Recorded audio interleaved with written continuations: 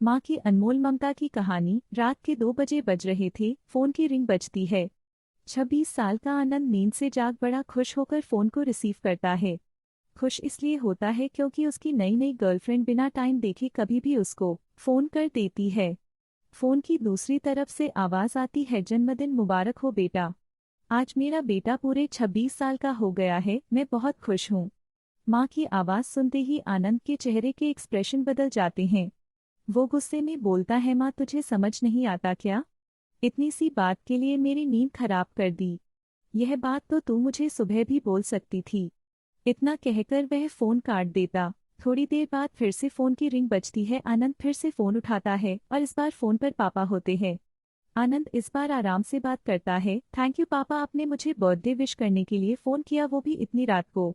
पापा कहते हैं, नहीं बेटा, मैंने तुम्हें मुबारकबाद देने के लिए नहीं बल्कि ये बताने के लिए फ़ोन किया है कि तुम्हारी माँ बिल्कुल पागल है। वो इतनी पागल है कि पिछले 1 महीने से मुझे हर दिन तेरा बर्थडे याद दिलाते आ रही है। वो इतनी पागल है कि तू हमसे सैकड़ों किलोमीटर दूर है, फिर भी उसने यहाँ पर खुद अपने हाथों से तेरे लिए केक बनाया है। ऊपर से ये जिद कर बैठी है कि जब तक तुझे विश नहीं कर देती तब तक न खुद खाना खाएगी न मुझे खाने देगी। आनंद सब ध्यान से सुन रहा था और उसे ये महसूस भी हो रहा था कि उसने अपनी माँ का दिल दुखाया था। वो बोला, नहीं पापा, माँ बिल्कुल पागल नहीं है।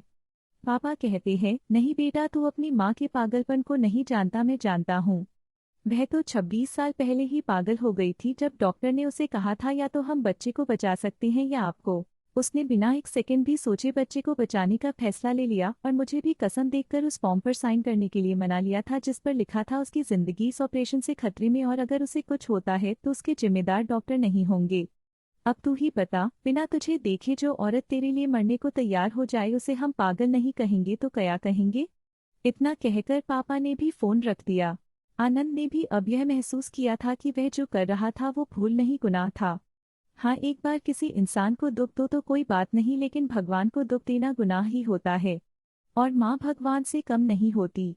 पश्चाताप के आंसू उसकी आंखों से बह निकले। सवेरा होते ही आनंद अपने घर की ओर रवाना हो गया, अपने माँ बाप से माफी मांगने के लिए। घर पहुंचते ही उसने पहले माँ से माफी मांगी जिसने उसे गले से लगा लिया। फिर वह अपने पापा से माफी मांगने लगा। पापा ने कहा, कोई बात नहीं बेटा, जा तू वापस चला जा।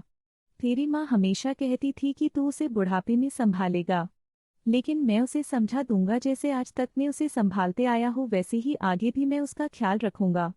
उसे भी यह समझ लेना चाहिए, जो बेटा उसके एक फ़ोन करने से परेशान हो जाए वह उसे उम्र भर क्या संभालेगा। बाप की ऐसी कड़वी बातें सुन आनंद की आंखें बहने लगी। वो सर झुकाए अपने बाप के सामने चुपचाप खड़ा रहा। अपने बेटे को परेशान देख माँ आगे आती है और पापा को कहती है, जाने दीजिए, माफ कर दीजिए, हमारा ही बेटा है। माँ की ममता का मोल ना कोई लगा पाया था ना कोई लगा पाएगा।